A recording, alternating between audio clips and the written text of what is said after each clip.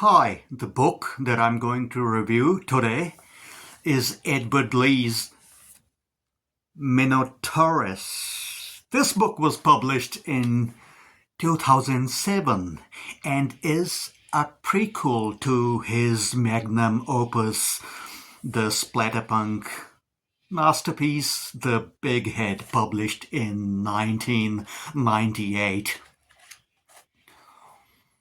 The Bighead The story that takes place in The Bighead takes place in the year 1998 as well, but this one, Minotauress, published in 2007, the story in this book takes place in the year 1991, so 7 years before the events of The Bighead.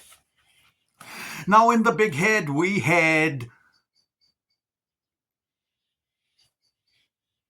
three main antagonists, three main villains. The main one was the Bighead, the titular monster. But the Bighead was also a beast, a monster, half human, half alien, as we found out in the later books, which were White Trash Gothic Trilogy. So he was not fully human, he was half human, half alien. Before, some readers thought he was half demonic entity, but whatever the case, he was not fully human, and he just followed his urges. He did what his urges told him to do. So in that case, he was following his urges. He was not planning all his killings and all his murders and maimings in cold blood. He was like this monster, and he did what the monsters do. In that case, he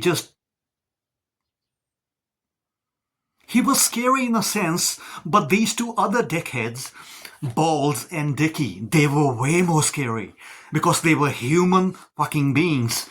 They were psychopaths, rednecks, and they did all the nasty things in cold blood, which made them way more scary than the Bighead. Yeah, they are way more scary part of the Bighead, I think. Balls and Dicky. Two rednecks doing so much nasty shit, and they are the utter psychopaths. They are serial killers in that book.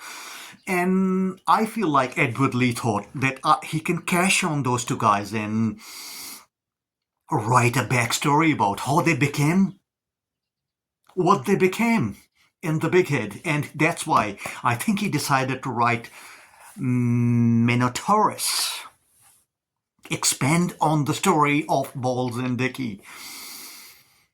They were nasty. And in this book, the events take place in 1991, and we get the backstory for both Balls and Dicky. And at the same time, the protagonist of this book is the writer from White Trash Gothic Trilogy. Now, Edward Lee wrote White Trash Gothic Trilogy in 2018, 19, and 2020.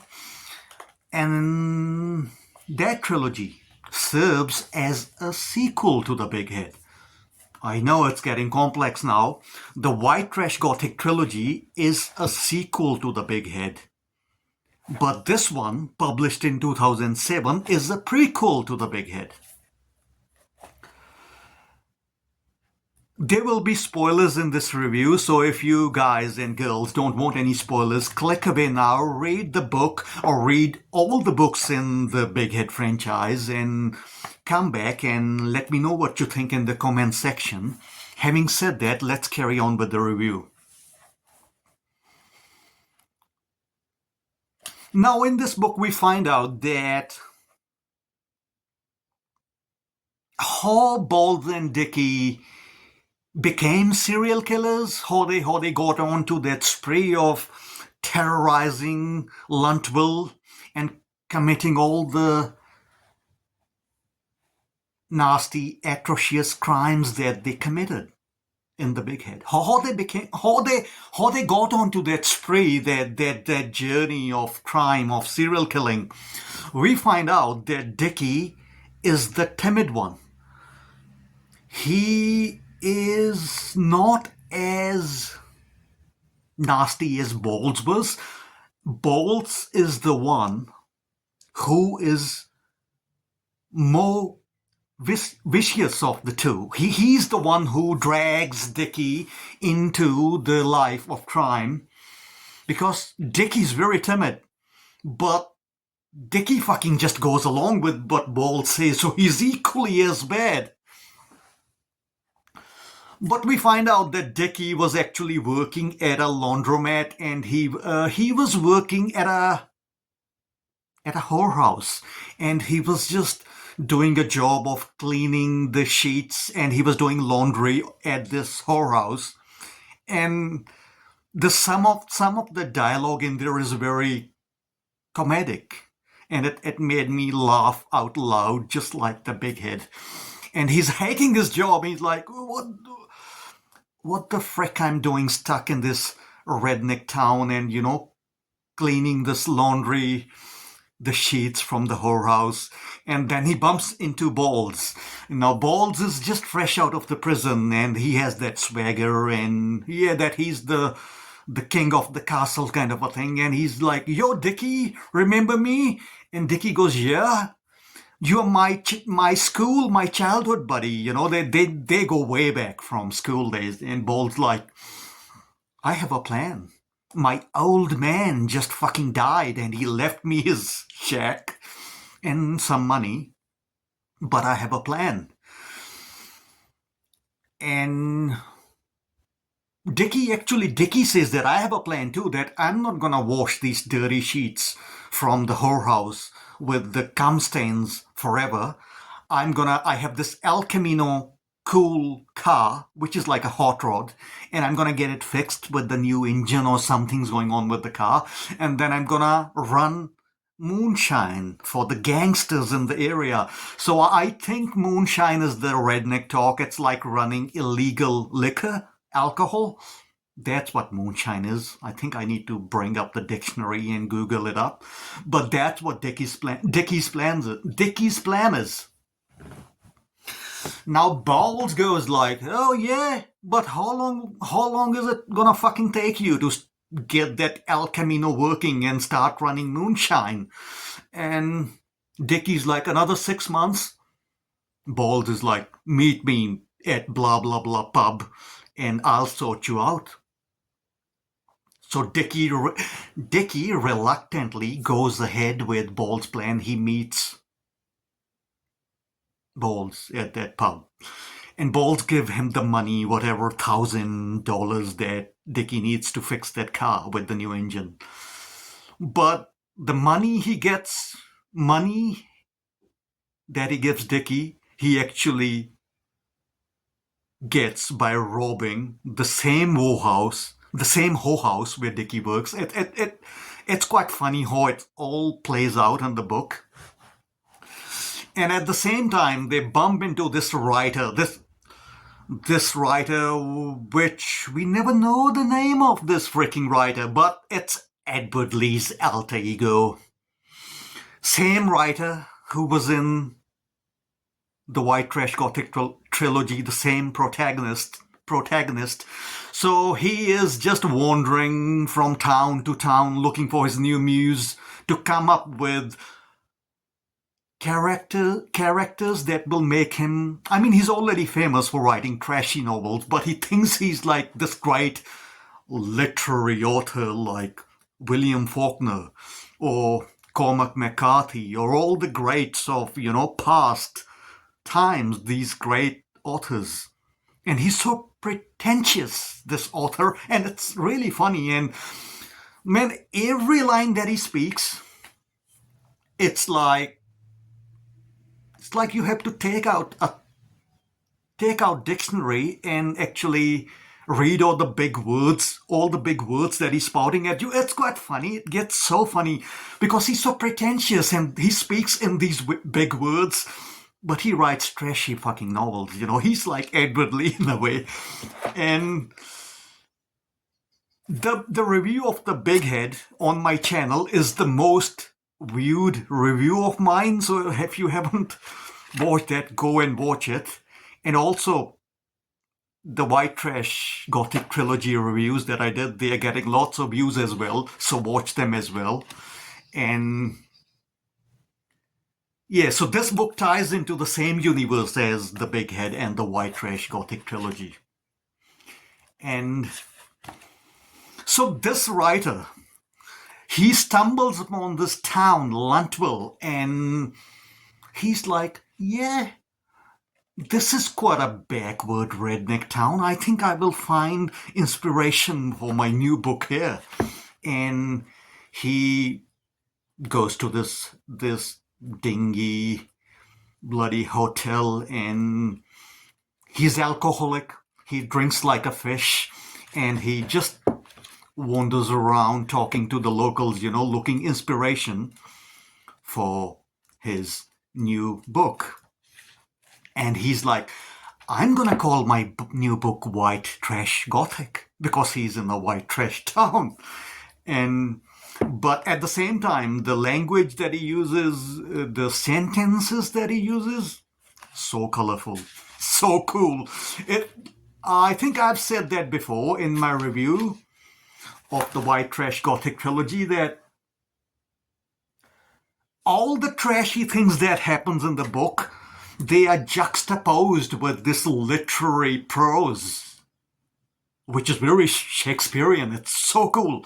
So all that literary prose and all the trashy things, they're so jarring, It's like Edward Lee is not a bad writer. He knows that he's giving you splatterpunk, but at the same time, he's giving you guys splatterpunk with the literary fucking prose, and it's so cool. So I think I did read this. So, okay, backtrack a bit. So this writer goes to this town, Luntville, where Bowles and Dicky live, and he goes to this rundown motel to stay a month and write his novel. And for the first month, he writes nothing because he has a writer's block for a month, and he only writes one line for a month, and he just keeps drinking. And all the local redneck girls are so taken back by him, and they're like hitting on him because he's this big writer come to this small town. And man, it's hilarious. It's Edward Lee writing himself. It's very meta, but it's also very cool. Yeah, it's just like I just finished White Trash Gothic Trilogy, and this book is like White Trash Gothic Trilogy again. But my reading order was the Bighead, then the sequel, the White Trash Gothic Trilogy, and now I'm going into the prequel. So in that way, it was pretty cool. I hope I should have read the Minotauress first, but this was published after the Bighead, but before the White Trash Gothic Trilogy. But so this writer has written this paragraph after months, just one page. But it's like inspired by Fyodor Dostoevsky, the great Russian existential nihilist writer, one of my favorites of all time. Great writer. Books like Notes from the Underground, Crime and Punishment, the brothers Kamarov, whatever they was. Kamakros? Yeah, I'll check that book out and leave the name of that book in the comment section. The brothers Kamkravs, whatever the hell that was a great book. And he's written so many great books, and he is like the great grandfather of existentialism and nihilism. All the great philosophers that came after. Albert Camus, Sartre, hell is other people. He said that. Hell is other people. And Camus, he was pretty cool. He was very rock star kind of a philosopher. He said things like, in the midst of winter, I found that within myself was this eternal spring, something like that. He was one of the rock star philosophers. Died young. I think he died in a car crash. So I mean, if you read philosophy and if you have that philosophical bent, I mean, you can't go wrong with Camus because he's just cool. He's written some great books, but I think I'm getting sidetracked here. Let's get back into the review of this book. Okay, so there's this paragraph that I read in one of my other reviews, but it's so cool and it's not verbose, but it's big words and it's written like Cormac McCarthy. It's like Cormac McCarthy on steroids. Okay, I'm gonna read it again. I mean, why not? Why not? Come on now, let's read it. It's like White Trash Gothic, Chapter 1. There was a knock at the door. When Nikov Rascal opened it, he espied a baleful purview of imprecations and apophysis of dolorous spiritum perforce, the Nietzschean abyss. He dreamed of utter blackness, of dripping sounds and screams, and it was all those things that he found himself looking at beyond the transom of his solitary mortal room. The blackness that was somehow fulgent, in which traverse the fallow masses with faces like poultices and acuminated grins. Assuminated grins or acuminated grins. His heart beat in more than rubato when the gracile hand, certainly that one of some outer-worldly women, reached out from the festering cloth and took his own. He thought of light's absence in the flesh. He thought of ataxia undiluted. Indeed, he thought of lost worlds. The hand tightened about his. He was besieged by eyes wide and lambent as diminutive moons, and the voice resounded as if from the highest precipice of the earth to offer, "Come, come with me and see." Nikov Rascal then followed her out of the room into the living dark. I mean, can you get any more pretentious than this? This is like Cormac McCarthy on steroids. Blood Meridian, guys and girls. But it's hilarious. I mean, how many of these words you guys know and use in everyday English or even in literary English, you know? Edward Lee is taking the piss out of you. And it's cool. Okay, let's get back into the review, eh? So at that pub,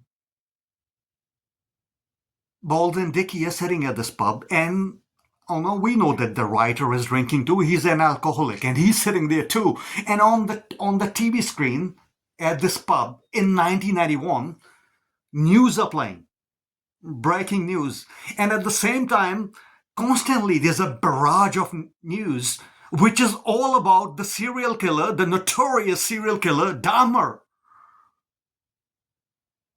What was Dahmer's full name? Whatever. Dahmer. So yeah, all the news on the TV is about the Dahmer and these two serial killers. They have not become serial killers yet, Balls and Dicky. They're just sitting watching the news. And the writer is there. And they're talking, what kind of a sick fuck does things like what they're showing on what Dahmer did? I know there was a Netflix series recently, a few years back. I think a few of my friends said to watch it. That's cool, but I don't watch much Netflix these days. Maybe at some stage I should check it out. But yeah, the news. I'm like in this book, this constant backdrop of Dahmer's doings in the news. And Dicky's like, what kind of monster does things like that he did? You know, killed people and ate them. And the writer is sitting there, and the writer's like, oh, Dahmer is something different. Some people, it's not like he was abused in the childhood. Some people are just psychopathic like that. They were not abused in the childhood. They just become, they just are psychopaths. And Bowles is sitting there because we know he has that psychopathic tendencies. That's all he dreams about. And he goes, oh, looks like I'm like Dahmer, you know? Nothing's wrong with Bowles thinks that there's nothing wrong with Bowles. He's just like Dahmer. That's who he is. He's a freaking psychopath. And that's a cool little paragraph in this book. All these historic happenings with Dahmer and at the same time Bowles, one of the antagonists, one of the most notorious fucking antagonists in the entire Edward Lee universe. It's not the Bighead, the titular monster, it's actually Bowles, because he's a human being and he's a psychopath, and he drags Dicky to do the shit that he does. But actually it's Bowles who's the nastiest of all Edward Lee's redneck psychopaths. And he in this scene at the pub, he's sitting and he's comparing himself to Dahmer, and it's so well written. It's written, but at the same time you hate Bowles because he's the nastiest antagonist in Edward Lee universe. I'm pretty sure that Edward Lee has written another book called The Dahmer Is Not Dead. It's not really splatterpunk, but it kind of expands Dahmer's story after Dahmer was killed in the prison. So I will check that book out at some stage. I mean, it's Dahmer, the one of the most notorious serial killers, and it's Edward Lee, the splatterpunk author writing about Dahmer. So yeah, I'll check that book out. Have you guys read that book? And girls, have you read that? If you have, let me know how's that book. Dahmer Is Not Dead by Edward Lee. Okay. So yeah, and the nasty stuff that Bowles and Dicky did, they do in this book too. But that's how, in this book, Edward Lee shows us how they started on that path, and slowly, they started their killing spree. And it's quite nasty in this book too, and some of the scenes are so hard to read, and I have to put this book away. They get as nasty, if not more, than what they did in the Bighead. All the killings are even nastier in this book, because this was written after the Bighead, like I said, and I think Edward Lee had to go more extreme with what Bowles and Dicky and all the depraved shit that they were doing. He had to go, I think, a bit more extreme in this book, and it's so hard to read. But at the same time, some of the dialogue between them, the redneck dialogue, is hilarious, and you can't help but laugh out loud. And I was like, can Edward Lee make me laugh out loud again after the Bighead?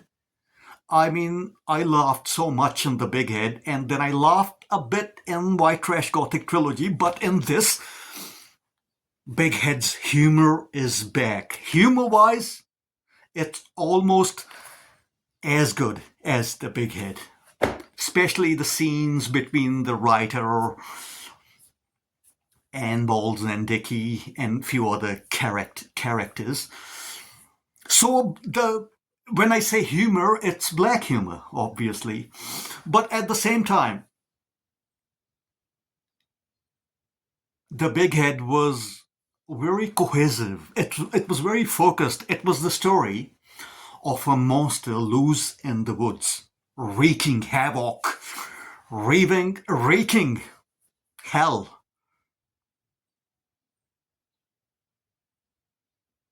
on anyone that stumbled in his way.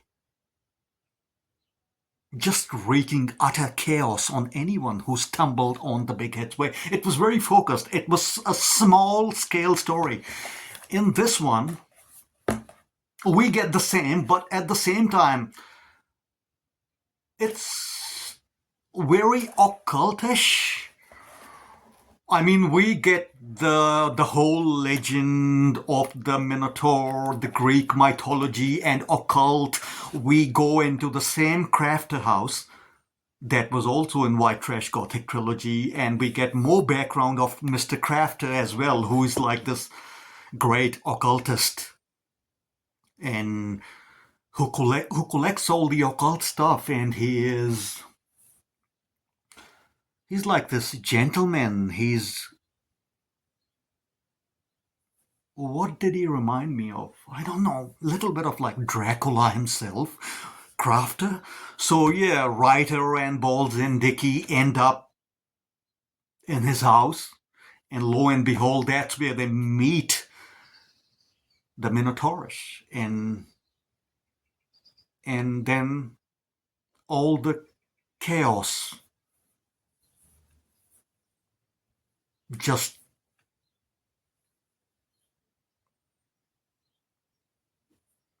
chaos runs amok once they go into the crafter house, the writer and Balls and Dicky. But yeah, I would leave it at that because you gotta read it to find out what happens. But I'm thinking of doing a video where I should review all the books in the Bighead universe, and but I will do a proper video ranking these books in the Bighead universe. But I would say that Bighead is the best, and this is the second best, black humor wise, and writer and Balls and Dicky. All the character in this book are well written, and all the depraved stuff, all the splatterpunk stuff that happens in this book. This is almost comes very, very close to the brilliance of the Bighead. But the only things that drags it down a bit is that it is not as cohesive as the Bighead was, and it has it's more occult kind of horror, but the Bighead was just like a monster on the loose in the woods. So that's why it was so focused and cohesive. And this goes more into the occult territory and the mythology, and that drags it down a bit. But saying that, this book is better than White Trash Gothic Trilogy, because in White Trash Gothic Trilogy, Edward Lee went too meta, too too indulgent with the metafiction, and this one is bit more restrained in the metafiction sense. So this one is not as good as the Bighead. It's almost as good, comes very close to the brilliance of the Bighead, but this one is definitely better than the White Trash Gothic Trilogy. So rating wise, I would rate that, I'll say solid 6.5 out of 10. Yeah, the black humor is here. The Edward Lee's trademark black humor is in this book. And also, if you have read Miss Edward Lee's another, I think it's one of his famous books from the 90s called Mr. Torso, another serial killer, Mr. Torso. He has a cameo in this book as well. Have you guys read? I haven't read Mr. Torso, but if you have read Mr. Torso, guys and girls, let me know. Is that book worth reading? Yeah, the dead serial killer from that book makes a cameo in this book. Which other Edward Lee book would you want me to tackle? Or any other splatterpunk book by any other author would you like me to read and review? Leave the name of the title in the comments. Or it doesn't have to be splatterpunk genre, any other horror book or any other fiction book. Just leave the title, science fiction, horror. Leave the name of the book in the comment section, and I will get to that book sometime in the near future.